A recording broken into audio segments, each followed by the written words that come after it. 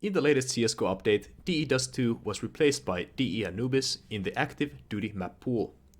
This sparked a conversation in the community about the competitive viability of DE Anubis. This topic had me thinking, what makes a map competitively viable? I want to throw some ideas into the conversation and I want to really understand both viewpoints of the conversation. Now, right off the bat, I have to mention that DE Anubis is a community-made map by JD40, Yakuza, and Roald. It's the second map ever to be featured in CSGO Active Duty Map Pool made by the community after DE Cache. All other maps are Valve-made, and DE Anubis' inclusion is a big step forward for smaller map makers and really sparks a hope in the map-making community. I'm going to split this video into two parts. First being the more theoretical side of competitiveness, and the second part focuses on technical side of things like layout and map structure. Let's get into it. First of all, I think that competitiveness leans to how serious players can get about winning. Maps in Counter-Strike have to offer high risk-reward decisions so that players can make their own choices depending on the situation. Maps can have obvious right decisions for holding and attacking, but they also have to offer enough space to iterate between tactics. Defensive CT smoke to block off the A main on DE Cache is effective and will usually hold off terrorists from pushing to the site, but throughout the years, players have iterated on the same idea and found more creative ways to deny the terrorist access to the bomb site. The right choice at the right time has to reward the players with positive feedback to keep the player invested in playing. Maps also have to have enough space for players to deviate between positioning in a given area. This can be best shown in DE Mirage's sniper window. For the timing side of things, there is a clear spot to hold it as a CT, but good players will find other creative ways to use their weapons effectively and to win the round. These design decisions raise the skill ceiling, and playing the map requires a higher map knowledge if you care about winning. Let's get to the more technical side of things, which I have more to say about. There are technical standards that CSGO maps have to meet for the community to take them seriously or even consider them to be competitively viable. Maps have to be polished to the point that the visuals and technical side of things don't get in the way of players actually taking it seriously and performing to their best abilities. First, there is a visual clarity, which means that players are easily visible against all surfaces in the map. Counter-Strike is not a game about hiding in a bush or using your camouflage to sneak by the enemy. DE Anubis is a bright, vibrant map, and so far, there has been no issue with visual clarity. Secondly, there is how well the map runs. Throughout the years, maps have gotten richer in details, and this obviously can tax the frame rates if the maps are not optimized well. As far as I can tell, Anubis performs well on even older rigs, such as my Acer G3 Predator that I got about 6 years ago. Then we get to the clipping and collisions.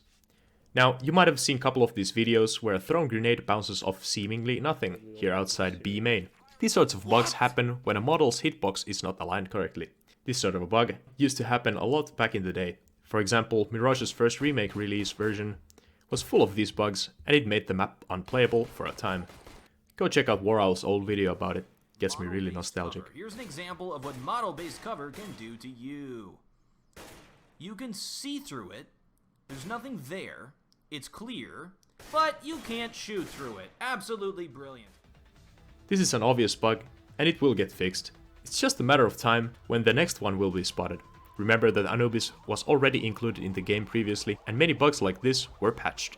Well, thank you for fixing. I have to mention clipping, which the map makers have done a good job with. Everything is smooth and players can seemingly glide along the walls. Satisfying. If even one of these before mentioned things is not up to par, one could easily argue that the map is not worth the inclusion.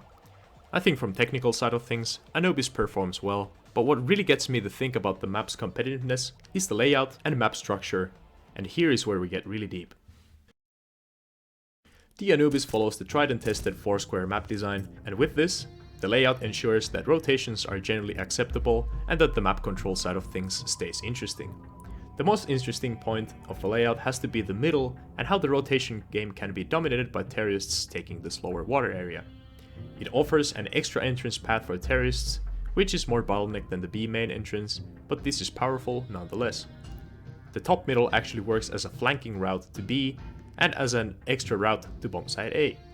I'd say that the control for mid is more useful for CT rotation rather than terrorists taking A.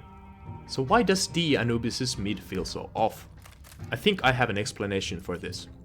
See how there is little to be known no man's land area between the CT and terrorist peak positions. If you compare this mid to other Foursquare maps, you can see that the middle also acts as an area that players can linger around in unpredictable positions, to more creatively hold off rotations. Other open mids, like the one in DE Cache, terrorists like to hang around in the more covered areas to make the rotations easier for them and harder for CTs.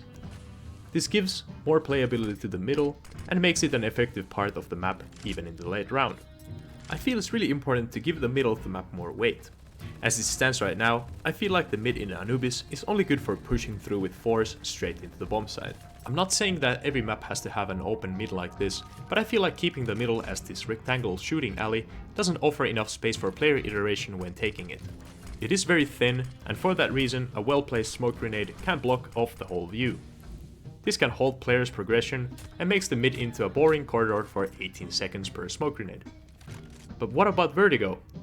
Why does it get the pass with the same style of mid?